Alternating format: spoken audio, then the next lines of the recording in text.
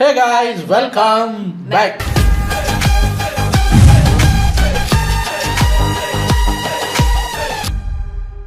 இன்னைக்கு நம்ம எருமை முருகேசா சேனல்ல இருந்து வந்திருக்கிற ஒரு புது வீடியோக்கு தான் நம்ம ரியாக்ஷனை போட போறோம். தேடி டாபிக் பிடிச்சி கொண்டு வந்திருக்காருங்க.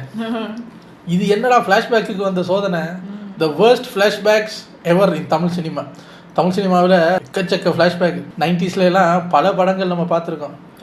ஃபார்மேட்டே அதான், ஹீரோ வருவார், அவர் யாருன்னு தெரியாமல் இருக்கும், திடீர்னு பார்த்தா கண்ணை மூடுவார், பிளாக் அண்ட் ஒயிட்டில் ஒரு ஃப்ளாஷ்பேக் போகும். ஃப்ளாஷ்பேக் முடிஞ்சு வந்ததுக்கப்புறம் இவர் தானே நீங்கள் அப்படிங்கிற மாதிரி வரும். அதுக்கு ஃபேமஸ் எக்ஸாம்பிளே பாட்ஷா.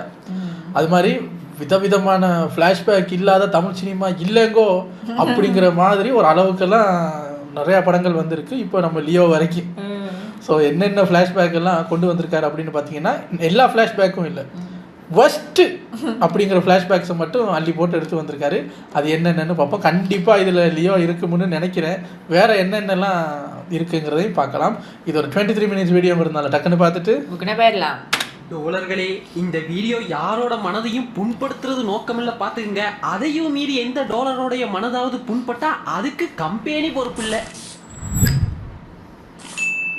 ஃப்ளாஷ்பேக், எஸ், பொதுவாகவே தமிழ் சினிமாவில் பார்த்துக்கிட்டீங்கன்னா இது ஏன் நடந்துச்சு தெரியுமா, ஹீரோ ஏன் மறைஞ்சு வாழ்றாரு தெரியுமா, ஹீரோ ஏன் இதை பண்ணாரு தெரியுமான்னு கட் பண்ணி ஃப்ளாஷ்பேக் போகிற வழக்கம் காலாகாலமாக இருக்குது. மோர் ஓவர் அந்த ஃப்ளாஷ்பேக் தான் மொத்த படமுமாவே இருக்கும். அந்த படத்தோட கதை நகர்வுக்கே அந்த ஃப்ளாஷ்பேக் தான் காரணமாக இருக்கும். பட் அப்படிப்பட்ட அந்த ஃப்ளாஷ்பேக் முக்கியா இருந்தா நாம தியேட்டர்ல மாட்டி சிக்கி சின்னாப்பினமாய் ஒரு 3 மணி நேரம் திணறத்தினால ஊம குத்துன நிறைய படங்களோட தோல்விக்கு காரணம் அந்த ஃப்ளாஷ்பேக்காக தாங்க இருந்திருக்கும். ஸோ அப்படிப்பட்ட ஒரு 10 ஒஸ்டான ஃப்ளாஷ்பேக்கை தாங்க பார்க்க போறோம். ஸோ வணக்கம் டோலர்களே, அப்போ ஆரம்பிக்கலாங்களா? எருமை முருகேஷ், எருமையா?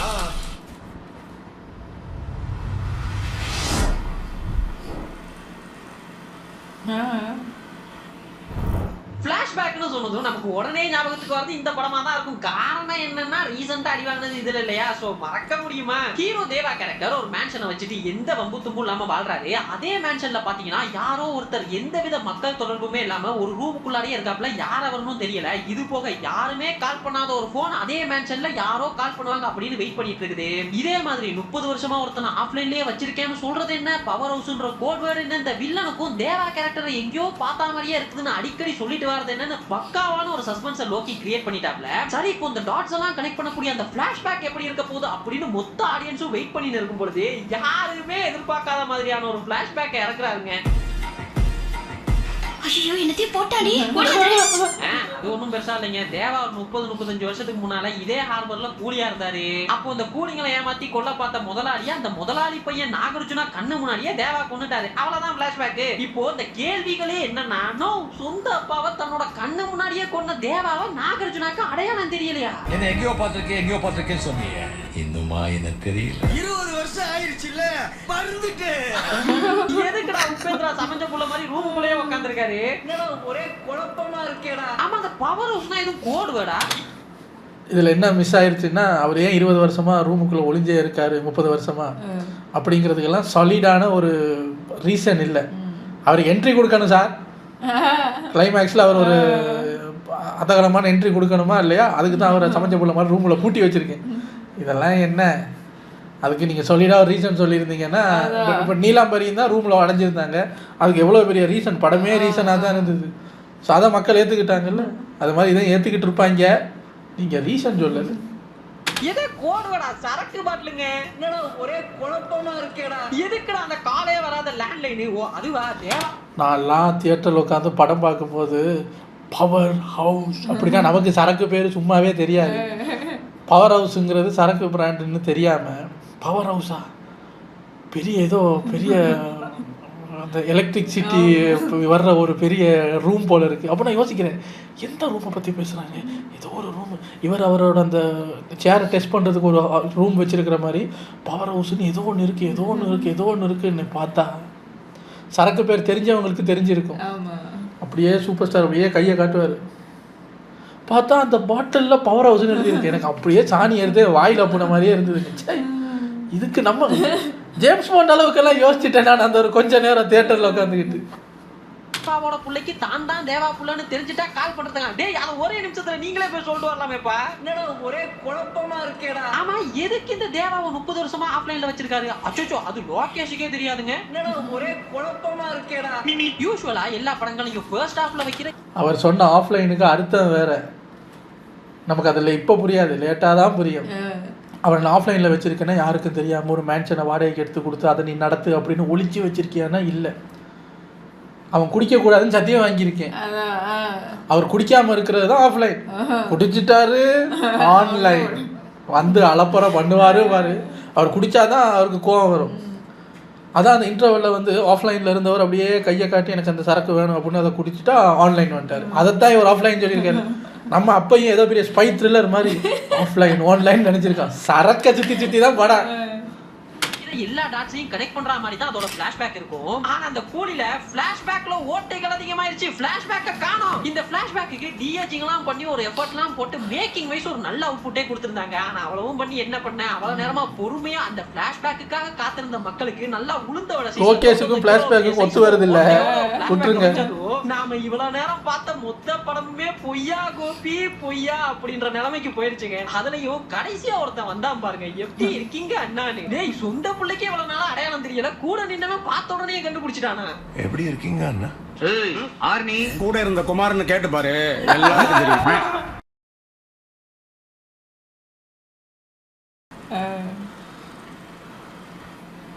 கூலி பத்தி பேசும்போது அடுத்து இந்த படம் தான் ஞாபகத்துக்கு வந்திருக்கணும். லோக்கி அண்ணனோட அடுத்த படைப்பு லியோ. ஆக்சுவலி லோகேஷ் எனக்கு தெரிஞ்ச ஒரு 3 படத்தில் அவரோட படங்கள்லாம் ஃப்ளாஷ்பேக் வச்சுருப்பாரு. அதில் லியோ கூலியில் அந்த ஃப்ளாஷ்பேக்கை நமக்கு விஷுவலாக காட்டி அடி வாங்கிட்டார். ஆனால் இன்னொரு படம் செம்ம ஹிட்டான படம், அதுலேயும் ஒரு ஃப்ளாஷ்பேக் வரும். ஆனால் அப்போது பட்ஜெட் காரணமாகவோ என்னன்னு தெரியல, அவர் ஆரம்ப கட்ட படங்கள்ங்கிறதுனால ஃப்ளாஷ்பேக்கு போகாமல் ஹீரோவே அதை நரேட் பண்ணுற மாதிரி ஒரு 2 நிமிஷத்துக்கு நரேட் பண்ணுற மாதிரி ஒரு சீன் வரும். அதில் தப்பிச்சிட்டாரு. கைதி தான் ஒய்ஃபுக்கு என்ன நடந்துச்சு அப்படிங்கிறத அந்த பக்கத்தில் இருக்க ஒரு கேரக்டர்கிட்ட அவர் சொல்லும்போது அப்படியே கேமரா முன்னாடி போகும். இதே ட்ரீட்மெண்ட்டை கூலிலையும் பண்ணியிருந்தார். சூப்பர் ஸ்டார் ஒரு 1/2 மணி நேரத்துக்கு பேச வச்சு இன்னுமா என்ன தெரியலை அப்படிங்கிற அந்த ஒரு டயலாகுக்கு ரீச் ஆகிறதுக்கு 1/2 மணி நேரம் பேச வச்சு அதில் ஃப்ளாஷ்பேக்கை நமக்கு காட்டி இதையும் சொல்லி ஏதாவது ஒன்று பண்ணுங்க, நமக்கு தான் ஃப்ளாஷ்பேக் வர மாட்டேங்குது இல்லை, அப்புறம் ஏன் ஃப்ளாஷ்பேக் உள்ள கதையாகவே எழுதுறீங்க? ஃபிளாஷ்பேக்குக்காகவே அடி வாங்கின படம், இன்னமும் அடி வாங்கின இருக்க படம் அப்படின்னா இதை சொல்லாங்க. மொத்த படமுமே ஆனா ரொம்ப பிடிச்ச படம் அப்படின்ற பாயிண்ட் ஆஃப் வியூல போய் இருக்கும்போது இருங்கப்பா நான் லியோ யாருன்றதுக்கு ஒரு ஃபிளாஷ்பேக் சொல்றேன் அப்படின்னு சொல்லிட்டு மாசா இருந்த அந்த லியோவை அவங்க அப்பாவே நரபலி கொடுக்குறேன்ற பேர்ல குடும்ப தகராறுல கொண்டு போட்டாங்க அப்படின்னு சொல்லி அந்த மொத்த கேரக்டரையே புசுன்னு ஆக்குன பாத்தியா. அங்க நிக்கிற மேன், நீ அங்க நிக்கிற கூட இருந்து குடி பறியா பின்ன கொய்யாவோட மானபங்க படுத்துறான். ஜட்டி போட்டு வந்துடுறேன்.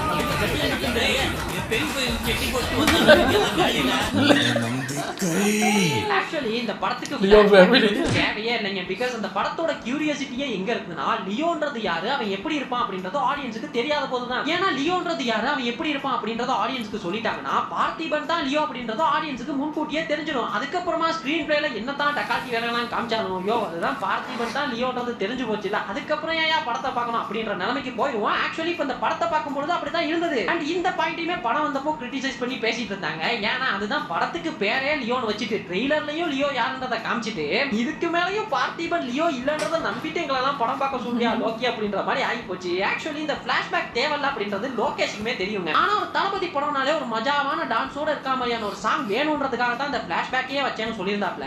ஆனா ஒரு சாங்காக ஒரு ஃபிளாஷ்பேக்கே வச்சுட்டு சரி ஃபிளாஷ்பேக் அடிக்க ஆரம்பிக்கிறாங்க, ஃபிளாஷ்பேக்கே ஃபேக்ட்னு ஒரு டிஜிட்டல் சீன். தளபதிக்காக டான்ஸ் வச்சேன்னு சொல்லி முட்டை கொடுக்கறதுக்கு நான் டான்ஸே வைக்கலைங்க. நான் இப்படி லியோ கதையிலேயே நான் அந்த பார்த்திபன் கதையிலேயே போயிட்டே இப்படி வச்சிருந்தா ஒரு புது தளபதி படம் பார்த்து ஃபீல் ஆகுது வந்திருக்கேன். அங்க நிக்கிறேன் நீ அங்க நிக்கிற. இது என்னோட பெர்ஸ்பெக்டிவ். நான் கேட்டேனா? இல்ல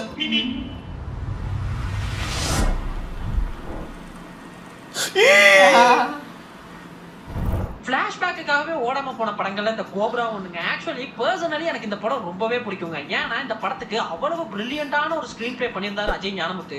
எனக்கு பிடிக்கும் பிகாஸ் எனக்கு இந்த மாதிரியான படங்கள்லாம் பிடிக்கும். பட் எல்லாருக்குமே இது மாதிரியான காம்ப்ளெக்ஸான ஸ்கிரீன் பிளே பிடிக்குமான்னு கேட்டா அது ஒரு டவுட் தான். ஒரு அசாசினா இருக்கக்கூடிய விக்ரம் மதியோட கேரக்டர் மேத்ஸை யூஸ் பண்ணி பல கொலைகளை பண்றாரு. ஒவ்வொரு கொலையும் எப்படி பண்றாரு அண்ட் அதுக்கான விளக்கம் இருக்கும். இது போக இவரோட கொலைகள்லாம் ஒரு ஹேக்கர் ஃபாலோ பண்ணி போலீஸ் கிட்ட கோத்து வரணும் அப்படின்ற ஒரு லேயர். அண்ட் இந்த மதி கேரக்டருக்கு ஹெலூசினேஷன் பண்ற பழக்கமும் உண்டு அப்படின்னு சொல்றப்பவே பாருங்க ஒரு மொத்த படம் பார்த்த ஃபீல் வருது இல்ல. இப்போ இவ்வளவு நேரம் காட்டின இந்த இன்ஃபர்மேஷன்லயே டயர்டா இருக்க ஆடியன்ஸுக்கு ஒரு ஃபிளாஷ்பேக் காட்டுறேன் பாருன்னு மாட்டி விடுற அந்த ஹேக்கரும் கொலை பண்ற அசாசினும் ட்வின்ஸ். ஒருத்தன் பேர் மதி, இன்னொருத்தன் பேர் கதிர். ஒரு சில காரணத்தால ரெண்டு பேரும் தன்னோட அடையாளத்தை மாத்திட்டு இருக்கானுங்க. இது போக ஃபிளாஷ்பேக் உள்ளார ஒரு ஃபிளாஷ்பேக்னு மதிக்கு ஒரு கேர்ள் ஃப்ரெண்ட், அவங்களுக்கு ஒரு ஸ்டோரின்னு இவ்வளவு விஷயத்தையும் ஒரே படத்துல காட்டினா பாக்குற ஆடியன்ஸுக்கு எப்படி இருக்கும்? கொஞ்சம் ஓவர்டு ஆயிடுச்சு. ஐயோ ரொம்ப ஸ்ட்ரெஸ்ஸா இருக்குதுயா. கொஞ்சம் ஃப்ரீயா ஒரு 2-2.5 மணி நேரத்துக்கு ஒரு படத்தை காட்டுங்கன்னு உள்ள வந்து உட்கார ஒரு காமன் ஆடியன்ஸுக்கு இவ்வளவு இன்ஃபர்மேஷனை கொட்டி ஒரு ஸ்கிரீன் பிளே பண்றேன்னு பண்ணதால ஆடியன்ஸ் எல்லாம் குழம்பி போயிட்டாங்க. இந்த படம் வந்தப்போ இப்போ மதி தான் கதிரா இல்ல கதிர் தான் மதியா, யாரா இருக்காங்க அப்படின்னு குழம்பி போய் நிறைய பேர் ஆன்லைன்ல பேசிட்டு இருந்ததெல்லாம் பார்க்க முடிஞ்சது. ஏன்னா அப்படிப்பட்ட ஒரு குழப்பமான பிளாஷ்பேக் தான் இது. அட்லீஸ்ட் டீடைலிங்காவது கொஞ்சம் கம்மி பண்ணிருக்கலாம். இல்லைன்னா பார்ட் 1 பார்ட் 2 கூட படத்தை ரிலீஸ் பண்ணிருக்கலாம். இல்லைன்னா என்னோட பழைய வீடியோஸ்ல எல்லாம் சொல்லியிருப்பேன் இது ஒரு வெப் சீரிஸா கூட ட்ரை பண்ணிருக்கலாம்.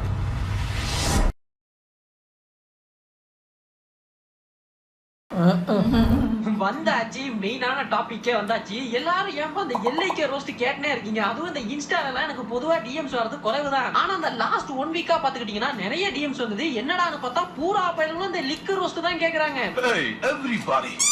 நான் திரும்பவும் சொல்லிக்கிறேன்ப்பா, நான் ஒன்னும் பிஆர் ஏட்டர் கிடையாது. ஆல்ரெடி அவரோட படங்கள்ல இருக்கக்கூடிய பொலிட்டிக்கலான மிஸ்டேக் ஒரு சோசியல் அவேர்னஸோட படம் பண்ணுங்க, ஓடுதுன்றதுக்காக கண்ட பியெல்லாம் தூக்கின்னு வராதீங்க அப்படின்றதான் சொல்லியிருந்தேன். நான் என்னைக்குமே உன்னை எதிரியா நினைச்சது இல்லைண்ணே.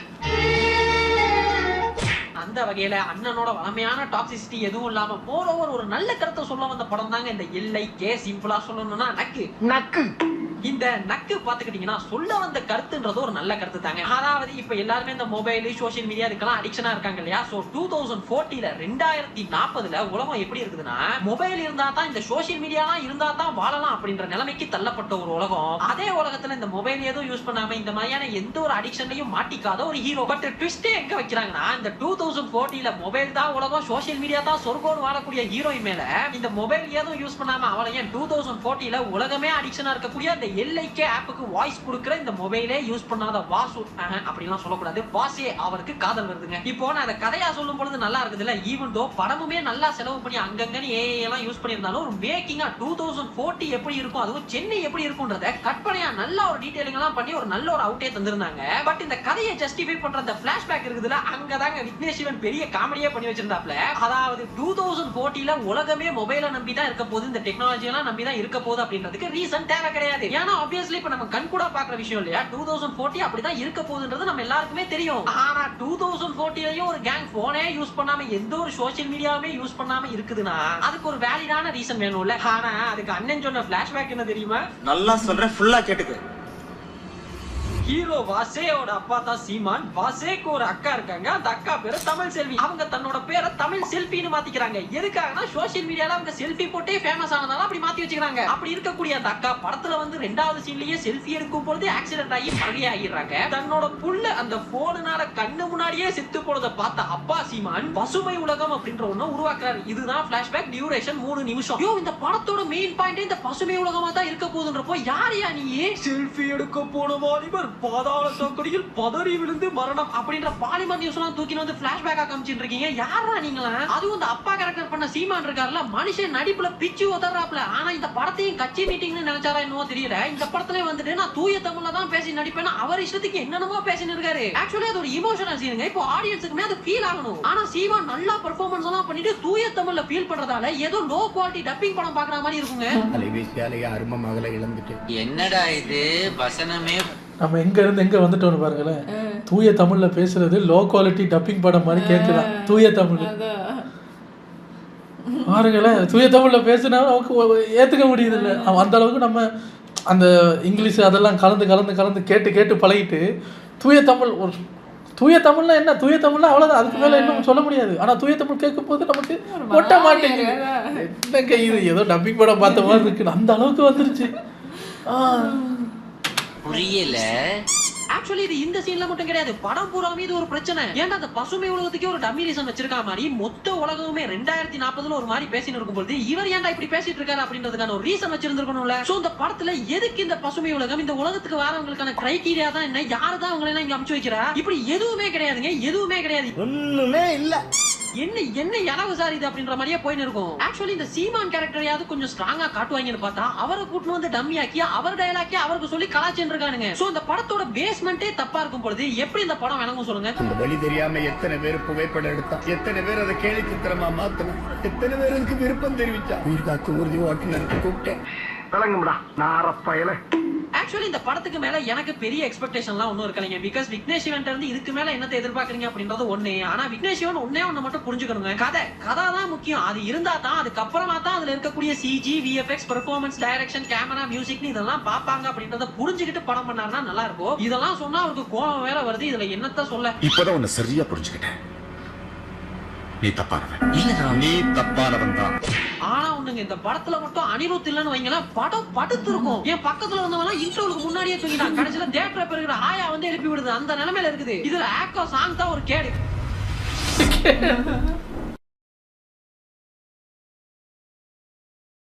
இந்த படமே குழந்தைகளுக்காக எடுக்கப்பட்ட ஒரு படங்க. இதை இந்த படத்தோட கேமராமேன் நட்டி சொல்லியிருப்பாரு. அது போக நானே என்னோட பல வீடியோக்களை சொல்லிட்டேன்.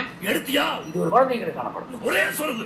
சரிப்பா, குழந்தைகளுக்காக எடுக்கப்பட்ட ஒரு படத்தோட பிளாஷ்பேக்கையும் ஏதாவது குழந்தைத்தனமா சொல்லிட்டு போயிருந்தால அப்படின்னு கேட்டீங்கன்னா அவங்க அதை பண்ணல. கொஞ்ச நேரம் படம் பார்த்துட்டு இருக்கும் பொழுது பிளாஷ்பேக்ன்ற பேர்ல பொலிட்டிக்கலா சைஸா மூவ் பண்றானுங்க. ஓ, உனக்கு இந்த மொத்த படத்திலேயே பிளாஷ்பேக் மட்டும் தான் குறையா தெரியுதுல அப்படின்னு கேட்டீங்கன்னா இந்த படத்துல பல பிரச்சனைகள் இருக்கலாம். பட் படம் வந்தப்பவும் சரி இப்பவுமே சரி இந்த படத்துல இருக்கக்கூடிய பிளாஷ்பேக் கண்டென்ட் போட்டு தான் அடிச்சிட்டு இருக்கானுங்க. மீம் டெம்ப்ளேட்லாம் இருக்குதுல புலிவேந்தனோடது. சரிப்பா, அப்படி என்னத்தான் அந்த பிளாஷ்பேக்ல பண்ணிட்டாங்கன்னு கேட்டீங்கன்னா படத்தோட கதைப்படி அந்த கோட்டைக்கான அரசனா இருக்க வேண்டிய நிஜ வேதாளமா இருக்க மருதீரன் தான் ஒரு வேதாளனே தெரியாம தான் ஒரு அரசனே தெரியாம வாழ்றாப்ல. இது ஒரு யூசுவலான ராஜா மூவி டெம்ப்ளேட் தான். இப்போ அவருக்கு ஏன் இதெல்லாம் தெரியாம இருக்குது அப்படின்றதுக்கான ஒரு பிளாஷ்பேக் வைக்கணும்ல. அங்கதான் சம்பவமே. ஊர் மக்களை கொடுமை பண்ணக்கூடிய படைத்தளபதி ஜலதரங்கனை தட்டி கேட்கணுன்றதுக்காக 18 வருஷத்துக்கு முன்னால படிப்புக்காக ஊரை விட்டு போன இளவரசன் புலிவேந்தனை அந்த ஊர் மக்கள் வரவழைக்கிறாங்க. வந்தவர் உங்களை நான் காப்பாத்துறேன்பா அப்படின்னு சொல்லிட்டு அதுக்கு அடுத்த சீன்லயே மக்கள் தான் முக்கியம், மக்களுக்காக நான் என்னவும் பண்ணுவேன்னு விஷத்தை குடிச்சு செத்து போயிடுறாப்ல.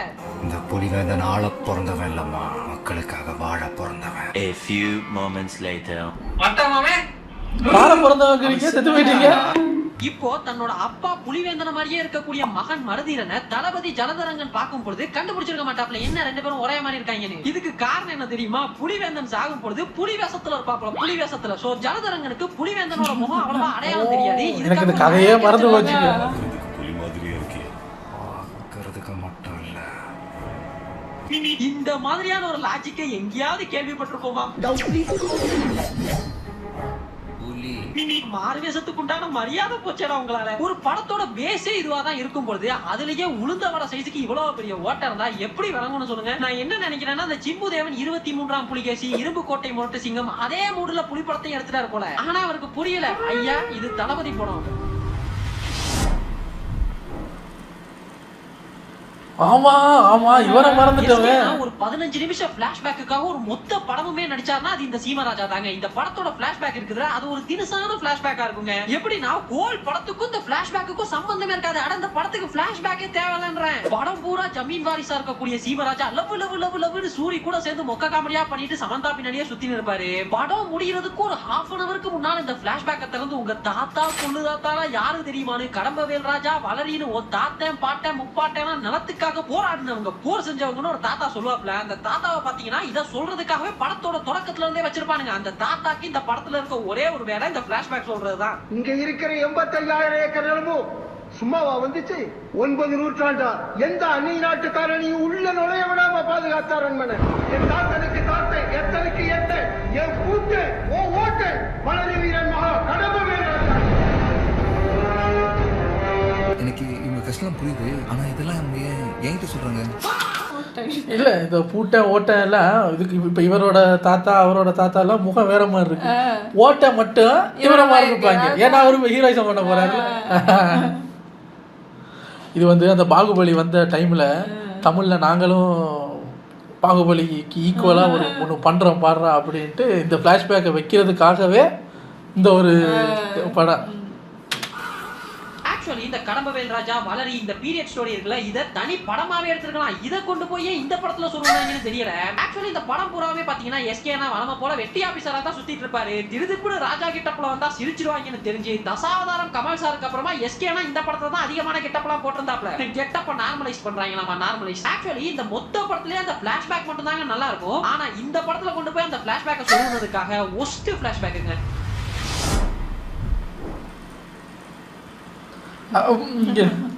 இந்த படத்தை பத்தி நானும் நிறைய வாட்டி பேசிட்டேன். சோ எனக்கும் போர் அடிக்கும் உங்களுக்கும் போர் அடிக்கும்ன்றதுனால சட்டு புட்டுன்னு ஷார்ட்டா சொல்லிடுறேன். கத்துக்கிட்ட மொத்த வித்தை இறக்கி பாம்பேல ஒரு கேங்ஸ்டர் படம் பண்றேன்னு சூர்யா வச்சு மறக்க முடியாத அளவுக்கு ஒரு குஜிலி மஸ்து மூவ்மெண்ட் பண்ண படம் தாங்க இது. யூசுவலா இந்த தமிழ் சினிமால கேங்ஸ்டர் மூவிஸ்க்குனே ஒரு டெம்ப்ளேட் இருக்குது. கேங்ஸ்டரா இருப்பாரு, அவரோட ஃப்ரெண்ட் இல்லனா ஃபேமிலியை துரோகத்தால கொன்னுருவாங்க. சோ அதுக்கு பழி வாங்குவாரு இல்லனா மறைஞ்சு வாழ்வாரு. இது ஒரு டெம்ப்ளேட். சோ இதே டெம்ப்ளேட்ல வந்த படம் தான் இதுவும். இதுல பெருசா சொல்றதுக்கெல்லாம் ஒண்ணும் இல்ல.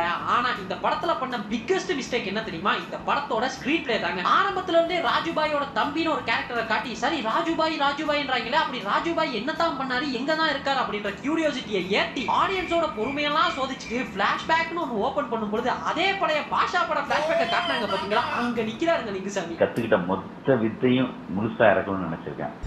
ஆக்சுவலி இந்த படத்துக்கு நான் லீனியர்லாம் தேவையே கிடையாதுங்க. லீனியராவே சொல்லியிருந்திருக்கலாம், ஓரளவு சுமாராவது இருந்திருக்கும். சோ இப்போ இந்த வடக்கு நண்பர்கள்லாம் இப்படிதான் நான் லீனியரா இல்லாம லீனியரா இதே படத்தை கட் பண்ணி யூடியூப்ல சக்சஸ் பண்ணிட்டு இருக்கானுங்க. ஆனா ஒண்ணே ஒண்ணு மட்டும் தாங்க மனசுல வச்சுக்கணும், அது எந்த படத்துக்கா இருந்தாலும் சரி, high expectations always kill movies. கந்தசாமில என்ன ஃபிளாஷ்பேக் மறந்து போச்சுங்க எனக்கு. ஒரு பர்பஸ் இல்லாத சூப்பர் ஹீரோ விஜிலாண்டே மூவினா அதுதாங்க இந்த கந்தசாமி. டாக்ஸ் எதுவும் கட்டாம பல இல்லீகல் வழிகள் மூலமா சம்பாதிச்சு பதுக்கி வச்சிருக்க பல பணக்காரங்களோட கருப்பு பணத்தை சிபிஐயா இருக்கக்கூடிய கந்தசாமி சாமியோட உருவமா நின்னு அதை அவங்க கிட்ட இருந்து கொள்ளடிச்சு ஏழை மக்களுக்கு உதவி செய்யறாரு. சரிப்பா, இப்ப இந்த சிபிஐ ஆபீசரா இருக்க கந்தசாமி ஏன் அதெல்லாம் பண்ணணும் அப்படின்றதுக்கு ஒரு காரணம் வேணும்ல. ஆனா நல்லது பண்றதுக்கு எதுக்குப்பா காரணம் அப்படின்னு சொல்லிட்டு போயிருந்தா கூட பரவாயில்லைங்க. அவர் நல்லது பண்றதுக்கு இப்போ ஒரு காரணத்தை சொல்றேன் பாரு அப்படின்னு ஒரு பிளாஷ்பேக் ஓபன் பண்ணி ஹீரோ இந்த சிபிஐல சேர்றதுக்கு முன்னாடி அவரோட ஃப்ரெண்ட்ஸோட எல்லாம் சேர்ந்து பிட்சா டெலிவரி பண்ணிட்டு இருக்காப்ல. அப்போ பாத்தீங்கன்னா வில்லனோட ஏற்படக்கூடிய ஒரு சின்ன தகராறுல வில்லன் தன்னோட அடியாள் கிட்ட சொல்றான் எனக்கு ஹீரோவோட வலது கை வேணும்னு. அடியாளுங்கலாம் வந்து அங்க நடக்கக்கூடிய சண்டையில கந்தசாமிக்கு பதிலா அந்த அடியாளுங்க கந்தசாமியோட ஃப்ரெண்டோட கையை வெட்டி எடுத்துட்டு போயிடுறாங்க. ஐயோ, இதுக்கும் ஏழை மக்களுக்கு உதவி பண்றதுக்கு என்னையா சம்பந்தம்னு கேட்டீங்கன்னா ருக்கோ ஜாரா அங்கதாங்க இந்த படத்தோட டைரக்டர் அவரோட 7வது அறிவை யூஸ் பண்ணி ஒரு காரணம் சொல்லியிருந்தாப்ல. என்னன்னா இந்த பணக்காரங்க எல்லாம் தாங்கிட்ட பணம் இருக்குது அப்படின்றதுனால தானே அடியாளுங்களுக்கு எல்லாம் பணம் கொடுத்து இந்த மாதிரி கொலை பண்ண சொல்றானுங்க. சோ அவங்க கிட்ட இருக்கக்கூடிய அந்த மாதிரியான எக்ஸஸ் பணத்தெல்லாம் எடுத்து ஏழை மக்களுக்கு உதவி பண்ணா என்ன தப்புன்னு கேக்குறாயா? என்ன ஒரு புத்திசாலித்தனம். ஐயோ, ஒரு சூப்பர் ஹீரோக்கு இந்த மாதிரி கேவலமான ஒரு ஜஸ்டிபிகேஷன் நான் எங்கேயுமே பார்த்தது இல்லடா. இந்த கந்தசாமியே கைண்ட் ஆஃப் பேட்மேன். அவங்க வேலை கொடுத்தா அந்த வேலையை வாங்கி செய்யறதுக்கு ரவுடிஸ் இருக்கிற வரைக்கும் இவங்க வேலை கொடுத்துக்கிட்டு தான் இருப்பாங்க. நம்ம இந்த ரவுடிசத்தை ஒழிப்போண்டா அப்படின்னு நீங்க களமிறங்கி இருந்தா கூட பரவாயில்ல. காசுல குறியா இருந்திருக்கீங்க பாத்தீங்களா? ரெஃபரன்ஸ்னு வைங்களேன். இப்போ பேட்மேனே ஏன் காத்தம் சிட்டில இருக்கக்கூடிய கெட்டவங்களுக்கு எதிரான பயத்தை பொதுமக்கள் கிட்ட இல்லாம பண்றாரு, ஏன் கெட்டவங்களுக்கு எதிராக சண்டை போடுறாரு அப்படின்றதுக்கான ஒரு வேலிடான ரீசன் இருக்கும். ஆனா இது என்ன ரீசனு? சரி, ஹீரோவோட ஃப்ரெண்டு கையை வெட்டிட்டாங்க அப்படின்னு உள்ள வந்தாரு. சரி, ஆனா ஹீரோ கந்தசாமியா இருக்கணும்ன்றதுக்காக பல இண்டஸ்ட்ரியில இருக்கக்கூடிய பல எக்ஸ்பர்ட்ஸ் ஹீரோக்கு உதவி பண்ணுவாங்க. ஆனா அவங்களுக்கெல்லாம் எந்த பர்பஸும் இல்லையே. இதுக்கெல்லாம் என்ன மாதிரியான ஜஸ்டிபிகேஷன் இருக்குது படத்துல?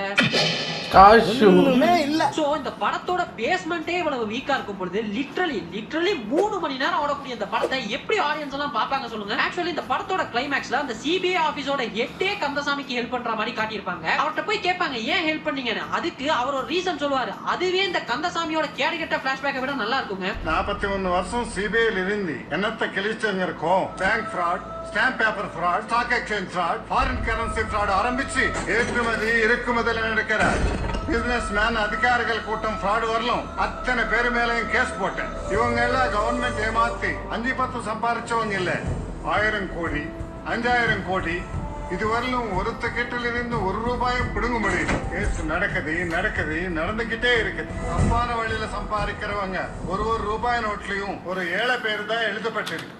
If I am not wrong, இவர் வந்து நம்ம மகேஷ் பாபுவோட அப்பா தானே? எனக்கு எங்கேயோ கேள்விப்பட்டிருக்கேன் நான். லைட்டாக பார்த்தா அவர் மாதிரி, அந்த கண்ணெல்லாம் பார்க்கும்போது அவர் மாதிரியே இருக்கு. ஆனால் இவர்கிட்ட நிறைய எக்ஸ்பிரஷன்ஸ் வருது. எடுத்து கொடுப்போம் சார். அட்லீஸ்ட் இதையாவது டெவலப் பண்ணி ஒரு ஃபிளாஷ்பேக்கா வச்சிருந்தா கூட கொஞ்சமாவது ஜஸ்டிஃபைபிளா இருந்திருக்கும்.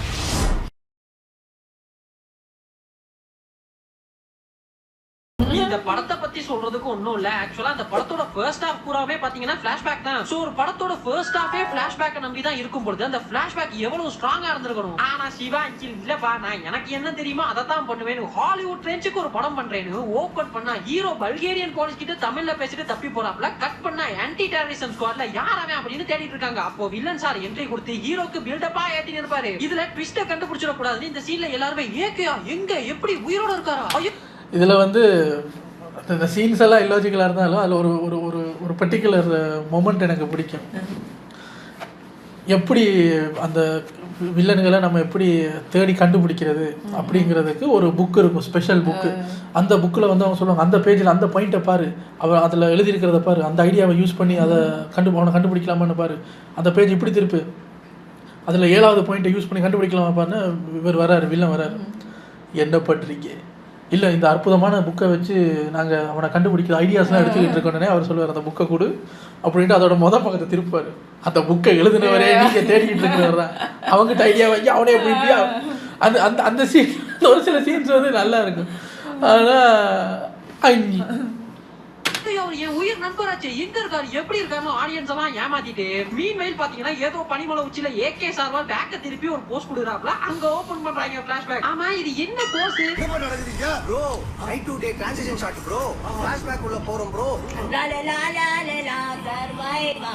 சரி, ஒரு நண்பன் தன்னோட காணாம போன நண்பனை இவ்வளவு ஆர்வமா தேடுறானா பிளாஷ்பேக்ல ஏதோ ஹெவியா இருக்கும் போலன்னு பார்த்தா அதே பழைய ஃப்ரெண்டு முதுகுல குத்துன கதையை தூக்கி வந்து ஐயா இது ஹாலிவுட் படங்கய்யா அப்படின்னா, ஐயா நீங்க ஹாலிவுட் ரேஞ்சுக்கே படம் பண்ணியிருந்தாலும் கதை தாங்கய்யா முக்கியம், முதலாவது இந்த ஹீரோக்கு ஹீரோ ஃப்ரெண்டு முதுகுல குத்துற டெம்ப்ளேட்டை தமிழ் சினிமால இருந்து தயவு செஞ்சு பேன் பண்ணுங்கய்யா அப்படின்னு ஆடியன்ஸ் வந்த படத்தை திருப்பி அமைச்சிட்டாங்க.